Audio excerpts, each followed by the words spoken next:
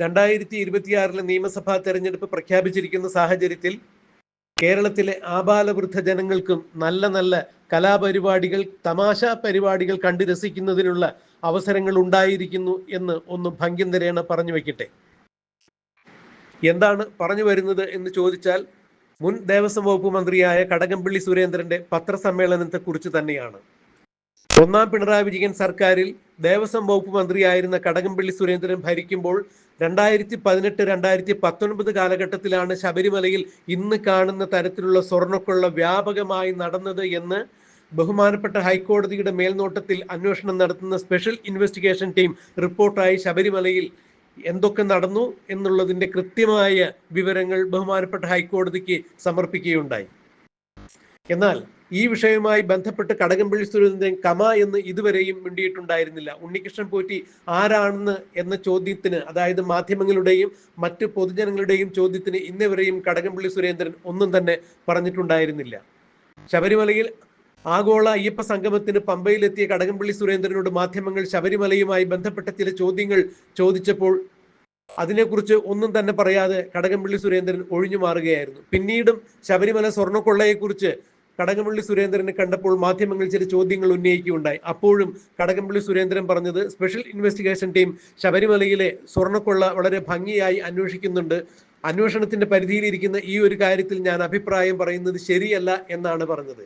എന്നാൽ ഇപ്പോൾ ശബരിമല സ്വർണ്ണക്കൊള്ള മുമ്പെങ്ങും കേട്ടിട്ടില്ലാത്ത വിധത്തിലുള്ള ഒരു വഴിത്തിരിവിലേക്ക് എത്തിയിരിക്കുന്നു.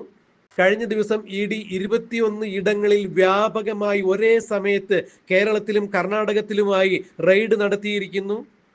കേരളത്തിലെ ശബരിമല സ്വർണ്ണക്കൊള്ളയുമായി ബന്ധപ്പെട്ട് തിരുവിതാംകൂർ ദേവസ്വം ബോർഡിന്റെ പ്രസിഡന്റായിരുന്ന പത്മകുമാറിന്റെ വീട്ടിൽ, ദേവസ്വം കമ്മീഷണറായിരുന്ന N വാസുവിന്റെ വീട്ടിൽ, ദേവസ്വം എക്സിക്യൂട്ടീവ് ഓഫീസറായിരുന്ന മുരാരി ബാബുവിന്റെ വീട്ടിൽ എന്നിങ്ങനെയുള്ള ആളുകളുടെ വീട്ടിൽ ഒരേ സമയത്താണ് ED റെയ്ഡ് നടത്തിയത്.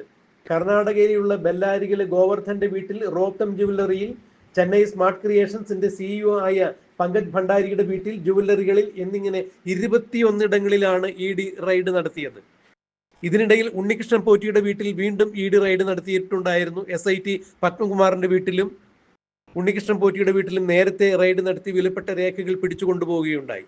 ഉണ്ണികൃഷ്ണൻ പോറ്റി SIT ചോദ്യം ചെയ്തതിൽ നിന്നും കൃത്യമായ വിവരങ്ങൾ SITയോട് ഉണ്ണികൃഷ്ണൻ പോറ്റി പങ്കുവയ്ക്കുകയുണ്ടായി.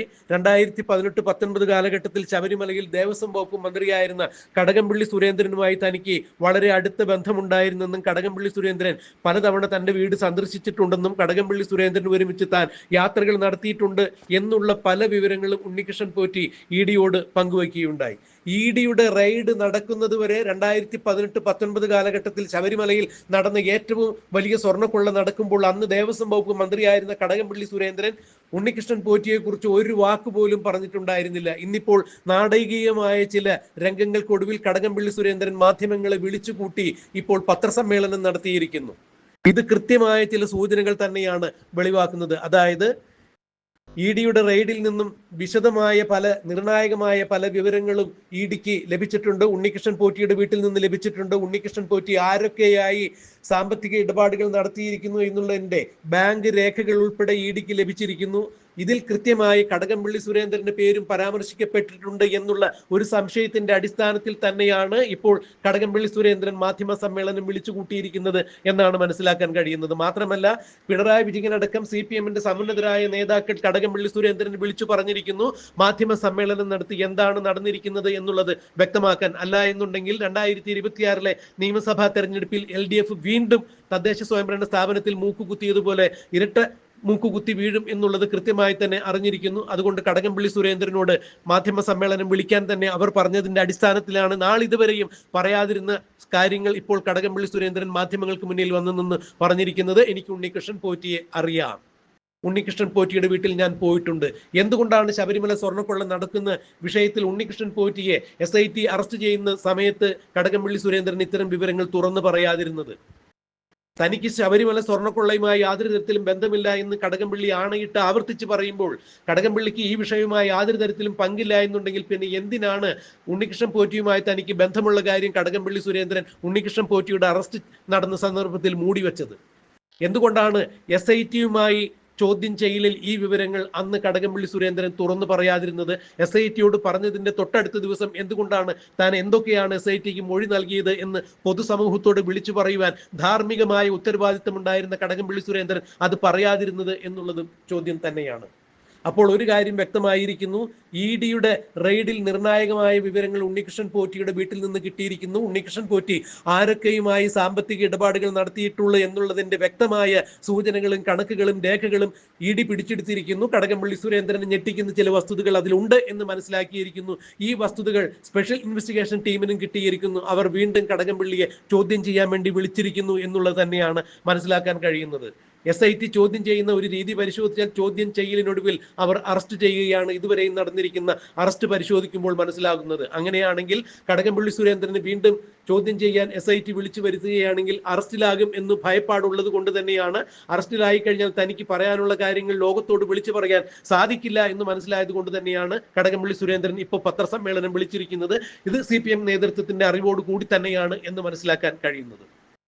കടകംപള്ളി സുരേന്ദ്രൻ ഉണ്ണികൃഷ്ണൻ പോറ്റിയുടെ വീട്ടിൽ പോയത് അവിടെ ഏതോ ഒരു കൊച്ചിന്റെ ചോറൂണുമായി ബന്ധപ്പെട്ട എന്തോ ഒരു സന്ദർഭത്തിലായിരുന്നു എന്ന് പറയുമ്പോൾ എന്തിനാണ് കടകംപള്ളി സുരേന്ദ്രൻ ബംഗളൂരുവിൽ പോയത്, അവിടെ ഉണ്ണികൃഷ്ണൻ പോറ്റിയുമായി സന്ധിച്ചത് എന്തിനാണ് എന്നുള്ള ചോദ്യത്തിന് കൃത്യമായി മറുപടി പറയുന്നില്ല.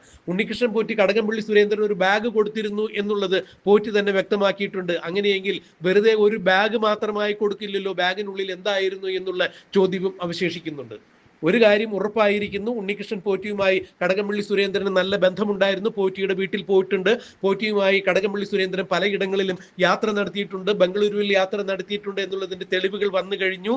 മാത്രമല്ല ഉണ്ണികൃഷ്ണൻ പോറ്റിയുമൊത്ത് കടകംപള്ളി സുരേന്ദ്രൻ വിദേശയാത്രകളിൽ പങ്കെടുത്തിട്ടുണ്ടോ എന്നുള്ള നിർണായകമായ വിവരങ്ങൾ ഇപ്പോൾ ED അന്വേഷിച്ചു കൊണ്ടുവരുന്നു. കള്ളപ്പണ ഇടപാടുകൾ കൃത്യമായി ഈ മേഖലയിൽ, അതായത് ശബരിമല സ്വർണ്ണക്കൊള്ളയുമായി ബന്ധപ്പെട്ട് നടന്നിരിക്കുന്നു. അതിന്റെ നിർണായക വിവരങ്ങൾ EDയുടെ റെയ്ഡിൽ നിന്ന് പിടിച്ചിരിക്കുന്നു.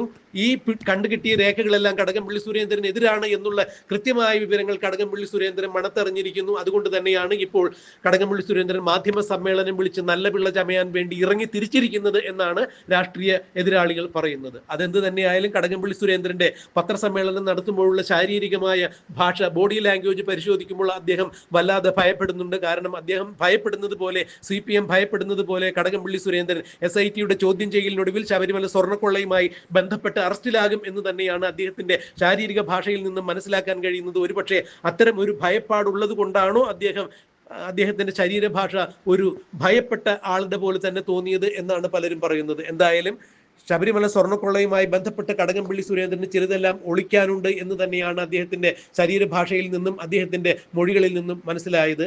എന്താണ് ഇക്കാര്യത്തിൽ ഇനിയും സംഭവിക്കുക എന്നുള്ളത് നമുക്ക് കണ്ടറിയാം, കാത്തിരിക്കാം.